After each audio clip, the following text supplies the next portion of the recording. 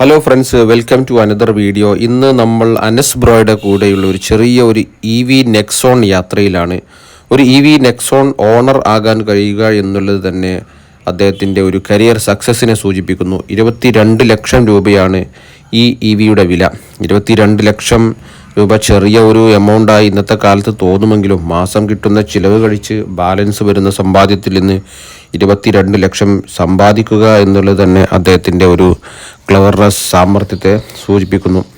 പിന്നെ ഒരു കാര്യം പറയാനുള്ളത്, വീടാണെങ്കിലും കാറാണെങ്കിലും ലോൺ എടുത്ത് വലിയ തുകക്ക് അല്ലെങ്കിൽ ഇൻട്രസ്റ്റ് വരുത്തുന്ന രീതിയിലേക്ക് മാറുക എന്നുള്ളത് ഒരു ബാധ്യത തന്നെയായിരിക്കും. ആ ഇൻട്രസ്റ്റ് തിരിച്ചു കിട്ടാത്ത ഒരു എക്സ്പെൻസ് ആയിരിക്കും എന്നുള്ളത് നമ്മൾ ഓർക്കേണ്ടതാണ്. വില കൂടിയ കാറാണെങ്കിലും എത്ര വലിയ സ്കിൽഡായ ഡ്രൈവർ ആണെങ്കിലും ഇരുമ്പിന് ജീവൻ വെച്ചതാണ് അല്ലെങ്കിൽ വെപ്പിച്ചതാണ് എന്നുള്ള ഒരു ബോധം, ഒരു ശ്രദ്ധ നമ്മൾക്ക് എപ്പോഴും ഉണ്ടായിരിക്കുന്നത് നല്ലതാണ്.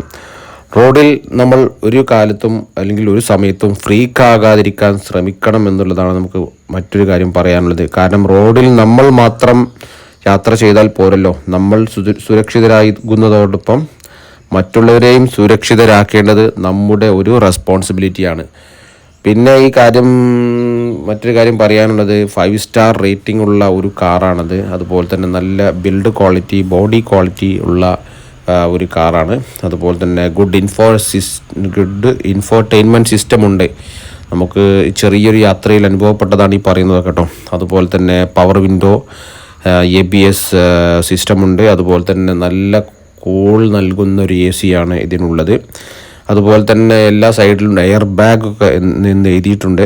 Okay, passenger air bag, driver air bag എന്നൊക്കെ ഇവിടെ കാണാൻ പറ്റുന്നുണ്ട്. അതുപോലെ തന്നെ ബ്രോ പറഞ്ഞത് 8 വർഷം അല്ലെങ്കിൽ 1.6 ലാക്ക് കിലോമീറ്റർ വാറണ്ടി ആണ് കമ്പനി ഓഫർ തരുന്നത് എന്നാണ് അദ്ദേഹം പറഞ്ഞത്. ഏതായാലും നല്ലൊരു കാറ്, നല്ലൊരു എക്സ്പീരിയൻസ് ആയിരുന്നു. വളരെ കുറഞ്ഞ സമയമുള്ള യാത്രയായിരുന്നു, നല്ലൊരു എക്സ്പീരിയൻസ് ആയിരുന്നു. അതുപോലെ തന്നെ ഉള്ളിലേക്കൊക്കെ നോക്കുന്ന സമയത്ത്, ഇൻറ്റീരിയറൊക്കെ നോക്കുന്ന സമയത്ത് നല്ല ഒരു സിൽവർ ഫിനിഷിങ് കാണാൻ സാധിച്ചു.